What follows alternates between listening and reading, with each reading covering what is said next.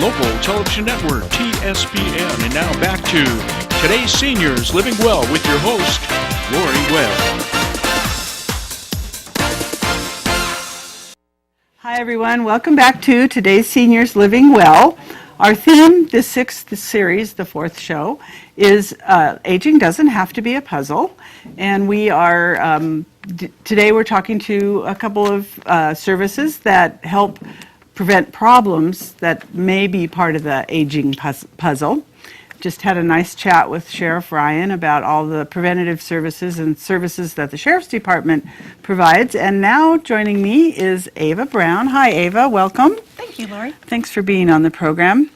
Now, you're the Amador representative of the Motherlode Long-Term Care Ombudsman. One of them. One of them. There's a group of us. There are actually 6 long-term care ombudsmen in Amador County. Oh, wonderful. All but one has only been with the program for about a year and a half, although we do have one that's been here for over 20 years. That would be Aura. Yes, that would be Aura. We are thankful to have Aura. She's very knowledgeable and quite wise. So let's back up a little, because I think the word ombudsman actually has become more frequently used in other contexts in culture, society these days. So perhaps you can describe what a long-term care ombudsman program is. I will certainly try. Okay. We're all volunteers, and we are advocates for the residents in long-term care facilities or your residential care facilities. So we go in and we help them. We're a voice for those that don't have a voice, and for those that do, we try to empower them to speak up. And they have rights, so we're there to help them. We don't work for the company or the homes per se, but we're there for the residents. Yeah. And the residents' families also, I think, can engage you. And each facility has a poster, an ombudsman poster, that they can contact us, and it goes to our corporate office, our district office in Sonora, and then they contact us, and we go in and help them that way. Yeah. Right, and you get just information about what the issue or the situation is. Correct. And it's not always like a danger situation. Sometimes it's just a problem-solving kind of thing. Yeah, yeah. Can you describe some of the things that you've helped with? Sometimes we'll go in and a resident, maybe they're misplaced their clothing and they can't find it. Or sometimes they'll have questions about, well, I don't know where to go to get this information, and we can help them. And we have different resources available to give to the family and to the resident both. Sometimes we'll go in and the family has a concern that happened that mom or dad may not have been able to share, with somebody at the facility. So they bring us in.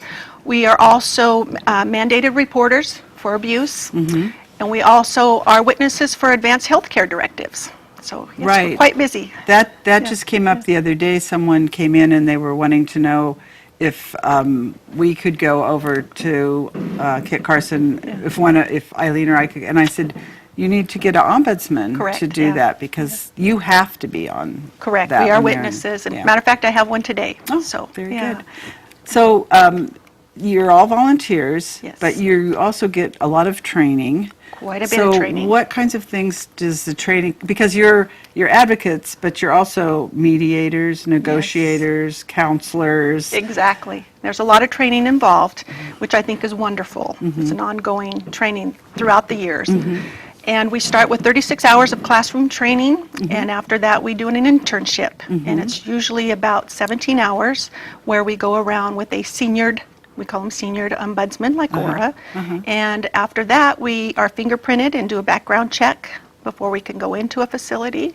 And then we also have continuing education units. Every month we have a meeting, and oftentimes for instance, I just took a class on suicide prevention for the elderly. Oh, so it's an ongoing thing, and I really enjoy it. And they have probably 2 trainings per year. One maybe in Calaveras County, one here in Amador County. So watch the paper. So it's usually in the paper? Yes, it's usually in the paper. If you need to find out sooner, you can call the Sonora office, and they will let you know when the next training will be. Very good. And the 800 number goes to the state office, though, right? Actually, the 800 number here goes to the district office in Sonora. Oh, it does? Okay. Yes, it does. And then we have a program coordinator there. But the state office is in Sacramento. Okay. And I know sometimes people say, well, if I suggest, well, why don't you talk to the ombudsman? And the case I'm thinking of most recently wasn't at Kit Carson, it was at one of the residential care facilities. And they said, oh, I don't want to bring in the ombudsman because I don't want the staff to know. And how do you handle that concern about retaliation? And that's unfortunate. You know, we go in and we let them know that it is confidential, but that they have rights. And if we can help them speak up for themselves. But if we find that there's any retaliation, then we take the appropriate steps to make sure that that stops. Most of the time it doesn't. It's just a fear that maybe some of our elders have. Understandably, you know, they don't want to make life hard for anybody else. But on the other hand, sometimes it's their home. And we will protect them. We'll do everything we can to protect that from happening. And they need to speak up. Yes, they do. Because the situation doesn't get resolved. Unless, and sometimes we encourage them by speaking up. They're not only helping themselves, they might be helping someone else in the facility that may not be able to speak up. So we do a lot of empowering and encouraging of our residents. Yeah, they're very important. I worked at Kit Carson for quite a long time as a nurse, and I worked on the evening shift. So you know. So, you know, I would have some staff that would be like, oh, no, or I was going to. And I'm like, you know, she's here to help us too. Yes. The ombudsman is to help the staff become aware of what might just be a misunderstanding or is an improper action that needs to be corrected. We're not there as adversaries. We're not there to make the life of the staff harder. We want to work together to make the life of the residents the best as possible because it's their home for most of them. And, you know, we really try to work together. And we love Kit Carson. We love our residential care facilities. And I want to make a good reputation for all of them. And working as a team, which all of us do, there's 6 of us, and we meet once a month separate from our other meetings just to come up with ideas of how we can get the word out that we're here to help. You're there to help, So the 6 volunteers that you have, now is that enough for right now? Or? For right now in Amador County, but we can always use more. And again, we are the Tri-County, so we go all the way to Mariposa, there's Sonora, Calaveras County, and there's always room for more. And we do have Amador residents who are down at Mark Twain St. Joseph's. Correct. What do they call it? Dignity Health? Yes. Yeah. And we have 4 residential care facilities here, and oftentimes we have, you know, different needs there that are different than at the nursing facilities. So it's important.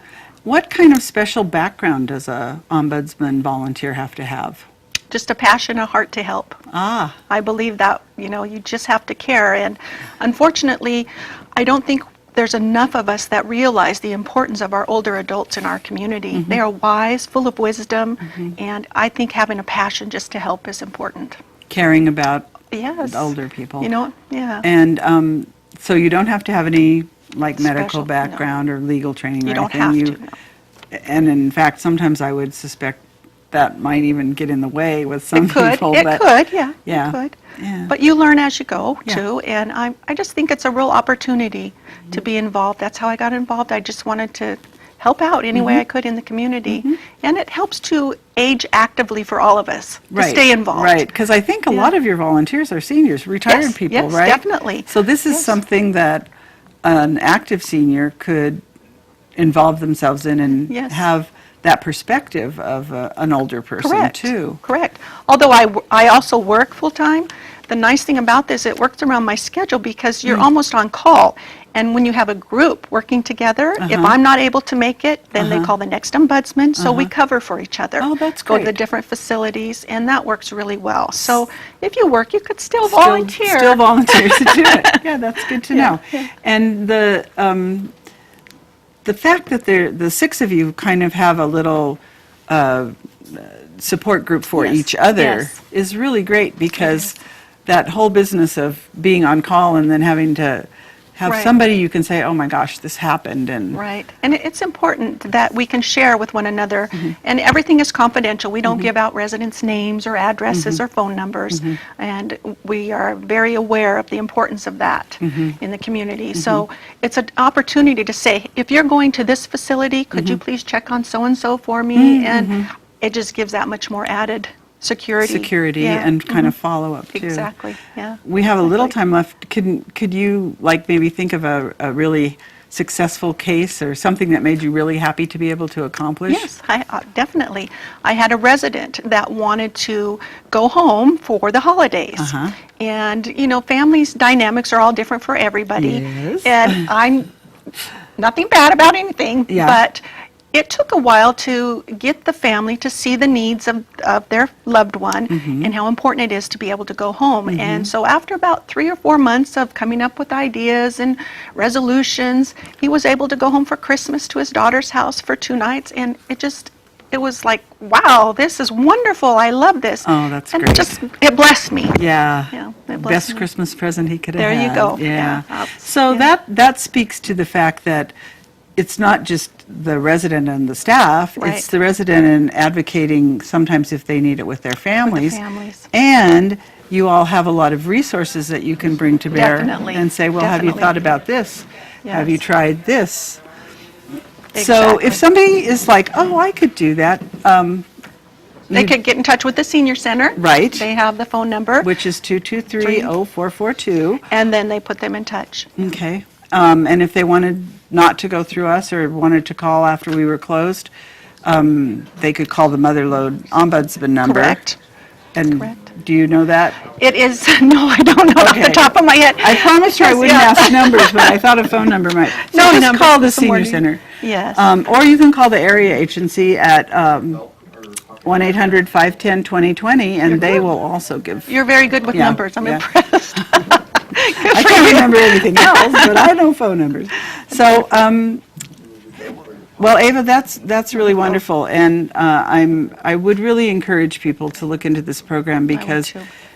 even though there's 6 of you here, I think our residential care facility population and our Kit Carson's population, we were just talking to Debbie from Kit Carson last week, and they're expanding. Yes, they what are. they're doing. We So usually run about 120 residents. So, right, so and- that's a lot of people to help. Yes, and I think Amador County needs to be aware of the services that are available. Thank you so Thank much you, for Laurie. being here. Thank you. All right, everyone, we're going to go to break, and then I'm going to talk to a very inspiring senior.